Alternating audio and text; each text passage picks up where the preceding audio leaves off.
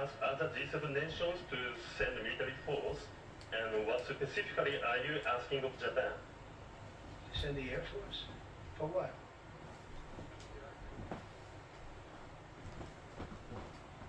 Oh, other countries, not just Japan. No, we don't need it. Oh, by the way, they all want to do it. They all want to do it. Every single one of them. They want to go be a part of it now. Not while the war was going on. I was really disappointed.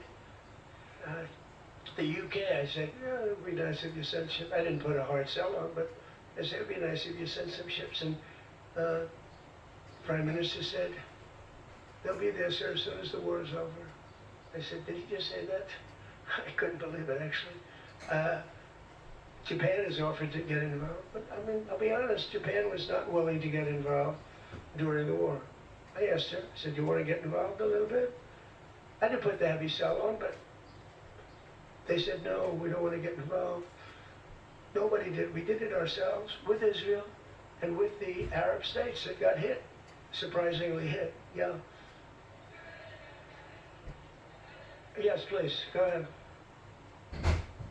Thanks a lot. Question on Brazil. I would like to know, how was your interaction here in Evian during the G7 with the Brazilian President Lula?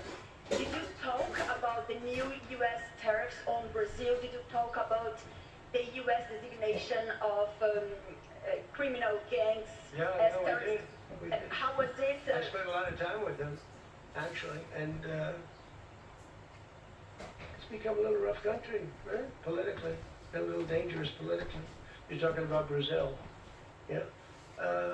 It's been nasty.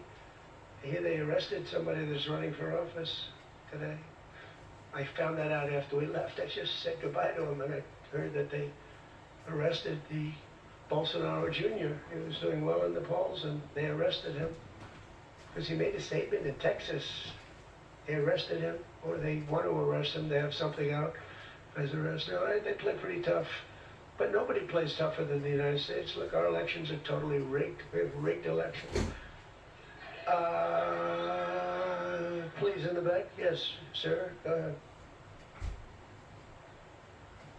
Thank you so much, President. Thank you. Sumu Sakamoto, the Asahi Shimbun. For G7, the concept of the rule of law has long been considered the core principle. During this summit, any of the leaders expressed any concerns on the possible violation of international law on the attack on Iran? No, actually the opposite. They thought they were very dangerous. They were very relieved because they could get hit too. They were very relieved. No, we never discussed that. No, it'd be the opposite.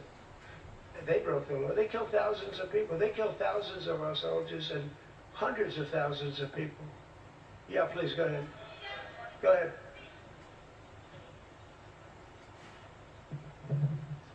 Okay. Mr. President.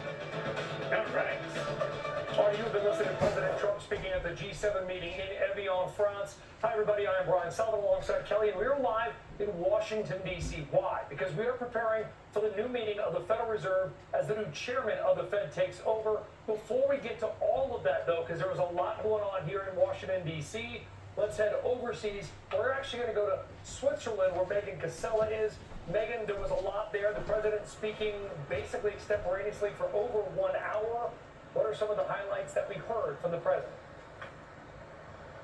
That's right, guys. The president is still speaking right now, so we could still get more from this. And I'll also emphasize that at the same time the president was speaking, we were also hearing from some senior U.S. officials with some more details on this MOU as well. But a couple of highlights from the president. He said that if this deal doesn't get done in the next 60 days, that the U.S. will go back to bombing. And he conceded on the very important point of, is there anything enforceable in this deal on Iran's nuclear program? He said, no, it doesn't need to be. He said, I let them know that if they don't adhere to the agreement, he will go back to bombing.